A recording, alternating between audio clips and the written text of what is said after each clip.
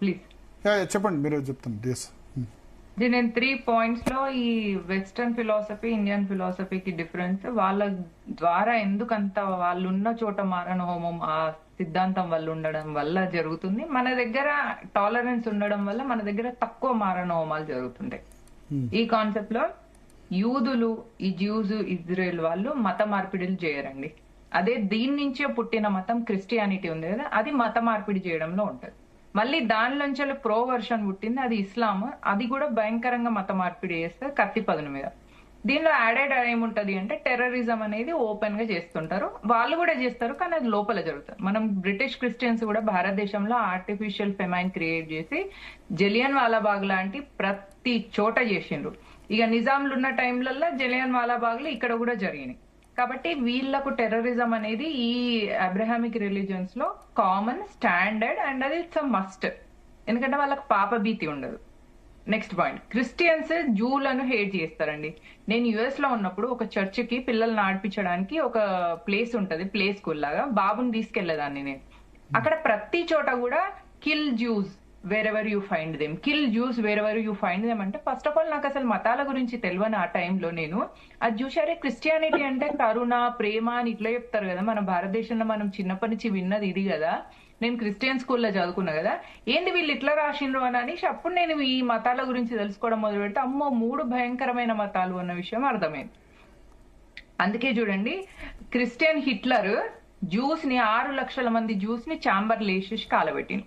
ఇక ఇస్లాం టెర్రరిజం గురించి మనం చెప్పక్కర్లేదు. Islam is equal to terrorism, terrorism is equal to Islam. Islamic country Pakistan, Pakistan is nothing but terrorist nation.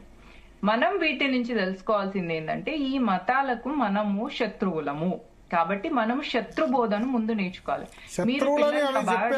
Interpret చేస్తున్నారా కమగేనండి మామిడి గిరిధర్ గారు అన్నట్టు శత్రువులని నిజంగా మత గ్రంథాలు చెప్పాయా, ఇంటర్ప్రిటేషన్ లో తప్పుందా?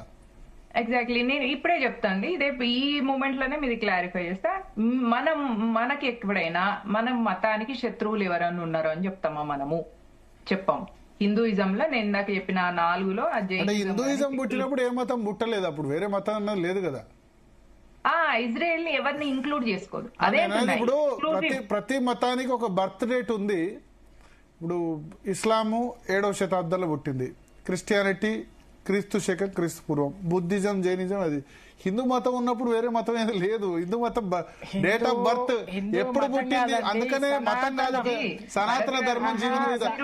పేరు కూడా పేరు ఎవరు పెట్టలేదు, హిందూ మతం అని లేదు, అంత ఆది లేదు, అంత మతం లేదు కదా అంటారు. అప్పుడు వేరే మతమే లేదు కదా. లిసన్, క్లాస్ లో ఇప్పుడు కాలేజ్ ఉంది అనుకోండి, కాలేజ్ లో ఫస్ట్ ఇయర్ లో ఒక ఫస్ట్ బ్యాచ్ ఉంటది. అప్పుడు వాళ్ళకి సీనియర్లు ఉండరు, కానీ నెక్స్ట్ వచ్చిన వాళ్ళకు సీనియర్ జూనియర్స్. సనాతన ధర్మానికి డేట్ ఆఫ్ బర్త్ లేదు, ఎప్పుడు పుట్టింది సనాతన ధర్మం ఇప్పుడు ఒక కాలేజ్ లో వచ్చిన ఫస్ట్ బ్యాచ్ అన్నమాట. సో ఫస్ట్ బ్యాచ్ కాబట్టి మనం సీనియర్స్ ఎప్పటికి, వీళ్ళందరికి మనం బాప్, నో డౌట్. కానీ ఇక్కడ తెలుసుకోవాల్సింది ఏంటంటే, ఈ బాపు చాలా ఎడ్డిమోహం లెక్కున్నారు. ఈ బేటా ఎవరైతే ఉన్నారో వీళ్ళందరికీ మనం అంటే ద్వేషం ఉన్నది. ఆ విషయాన్ని మనం గుర్తుపెట్టుకోవాలి. కాబట్టి ఈ వెస్టర్న్ కంట్రీస్ లో ఈ శత్రుబోధ, ఈ వైలెన్స్ అనేవి కామన్ గా ఉంటాయి కాబట్టి అక్కడ బాగా హాలోకాస్ట్లు జరుగుతాయి. అవి భారతదేశంలో తక్కువ జరుగుతాయి. వీళ్ళు వచ్చి మన మీద చేసినాయే తప్ప మనం కొట్టుకునేది ఉండదు. వీళ్ళు అట్లా కాదు, వాళ్ళే ముసలం వచ్చి కొట్టుకుంటారు. అంటే ఇప్పుడు మనం క్రిస్టియన్స్ లో కూడా చూసినట్టయితే కేథలిక్స్ కి, ప్రొటెస్టెంట్స్ కి పడదు. ముస్లింలో చూసినాం అనుకోండి, ఈ షియా ముస్లింలకు, సున్నీ ముస్లింలకు పడదు. కానీ మన దగ్గర అట్లా కాదు. మనం మామూలుగా ఎల్కేజీ యూకేజీ పిల్లల లెక్క నీ కులం తక్కువ, నా కులం గొప్ప, నీ ప్రాంతం తక్కువది, నా ప్రాంతం గొప్పది, నీ భాష తక్కువది, నా భాష గొప్పది అని ఇట్లా చిన్న పిల్లల్లాగా కుల ప్రాంత భాష ఆధారంగా మనం కొట్టుకుంటాం. కానీ చంపుకోము. ఒక కులంలో పుట్టినోడు స్వర్గానికి పోతాడు, మిగతా కులపోలు నరకానికి పోతాడని ఏ కులమోడు కూడా అన్నాడు. కాబట్టి మన దేశంలో, మన సంస్కృతిలో, మన ఇందాక చెప్పినట్టు జైనంలో గాని, సిక్కిజంలో గాని, బుద్ధిజంలో గాని ఎక్కడ కూడా మనకు ఆ సిద్ధాంతం అనేది ఉండదు. ఒకరిని తక్కువ చేయడం గాని, మనం స్వర్గానికి పోతాం, మిగతా నరకానికి పోతారు అనే కాన్సెప్ట్ ఉండదు. కానీ ఈ 3 ఎడారి మతాలకు ఉంటది. కాబట్టి వీటిలో ఎక్స్ప్లాయిటేషన్ ఉంటది. కాబట్టి మెయిన్ గా ఈ ఎక్స్ప్లాయిటేషన్ ఈ ఎడారి మతాల్లో, అబ్రహామిక్ మతాల్లో ఉమెన్ ఎక్స్ప్లాయిటేషన్ బాగా జరుగుతుంది. అందుకనే చూడండి 1914 నుంచి 1970 వరకు ఈ వెస్టర్న్ కంట్రీస్ లో మహిళలు చాలా ఉద్యమాలు చేశారు. క్రిస్టియానిటీలో ఎక్కడ ఎక్స్ప్లాయిటిజం ఏం లేదే, ఎక్స్ప్లాయిట్ చేయడం అనేది పురుషుడు పక్కటెముక నుంచి వెళ్ళి స్త్రీ వస్తది అని క్రిస్టియానిటీ చెప్తుందండి. అవునా? హిందూ ధర్మం ఏం చెప్తది? జగన్మాత జగజ్జనని, స్త్రీ నుంచి వెళ్ళే పురుషుడు పుట్టిండు అని చెప్తది. అంటే ఈ సృష్టికి ఆధారం మహిళ అని హిందూ ధర్మం చెప్తది. అదే విషయాన్ని జైన మతం ఒప్పుకుంటది, సిక్కు మతం ఒప్పుకుంటది, బౌద్ధ మతం ఒప్పుకుంటది. కానీ ఇస్లాంలో, క్రిస్టియానిటీలో, ఈ జూయిజంలో, మూడిట్లో చూడండి, ఈ ఇజ్రాయెల్, ఈ 3 మతాలలో పురుషుడికి పక్కటెముకనట బయటికి తీస్తే ఆ ఎముక నుంచి వెళ్ళి స్త్రీ పుట్టిందట.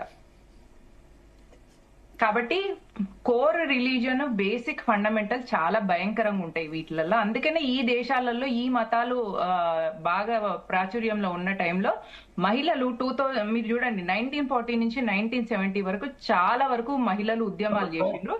వాళ్ళకి అసలు అప్పుడు ఓటు హక్కు కూడా ఉండేది కాదు, ఆ బ్యాంక్ అకౌంట్ ఓపెన్ చేసుకునే రైట్ కూడా ఉండేది కాదు అక్కడ మహిళలకు. అది భారతదేశంలో చూడండి 1947లో స్వతంత్రం వచ్చిన వెంటనే అంబేద్కర్ గారిని అడిగిండట, ఇక్కడేం మహిళలు అడుగుతలేరు కదా ఓటు హక్కు కావాలని, మీరెందుకు వాళ్లకు స్వతహాగా డైరెక్ట్ గా ఇచ్చేస్తున్నారు ఈక్వల్ రైట్స్ అంటే, ఈ దేశం స్త్రీ ఆరాధన దేశం, అంటే ఈ మతం మొత్తం స్త్రీలను ఆరాధిస్తాం, మేము ప్రకృతిని ఆరాధిస్తాం, కాబట్టి మేము డిఫాల్ట్ గా వాళ్ళకి ఇస్తాము అని అంబేద్కర్ గారు చెప్పిండ్రు Britishers. So I conclude saying that ఆ మతాలు అంత నీచంగా దౌర్భాగ్య స్థితిలో ఉండడానికి కారణం స్త్రీ ఆరాధన. అంటే మనం అట్లా అనకూడదేమో వర్డ్ నీచము దౌర్భాగ్యం అట్లా ఆ మతాలకు సంబంధించి. నేను అట్లే అంటానండి. I differ with you. ఎందుకంటే నేను ఒక మాట బయటకు అన్నాక దాన్ని వెనక్కి తీసుకోవడం అనేది లేదు. ఓకే ఓకే, అంటే ఐ డిఫర్ విత్ యూ. ఎందుకంటే సరే, ఎవరి మతం ఎవరి నమ్మకం వాళ్ళది, ఎంటైటిల్ టు యువర్ ఒపీనియన్. ఎవరి మతం ఎవరి నమ్మకం వాళ్ళది. No, you are entitled to your opinions and I respect it because I'm a Hindu. Because Hindu మతం కూడా ఏంటంటే ఏమనుకుంటారు, అన్ని మతాలు ఈ మతం నుంచే పుట్టాయని అనుకుంటుంది కదా, కాబట్టి టాలరేట్. అదే అండి, నేను మీ ఒపీనియన్ ని టాలరేట్ చేస్తాను. మీరు నా ఒపీనియన్ కి అగేన్స్ట్ వెళ్ళినందుకు మీ మీద నేను ఫత్వా release okay okay okay, because I'm a Hindu. Yeah Priya Chaudhary గారు.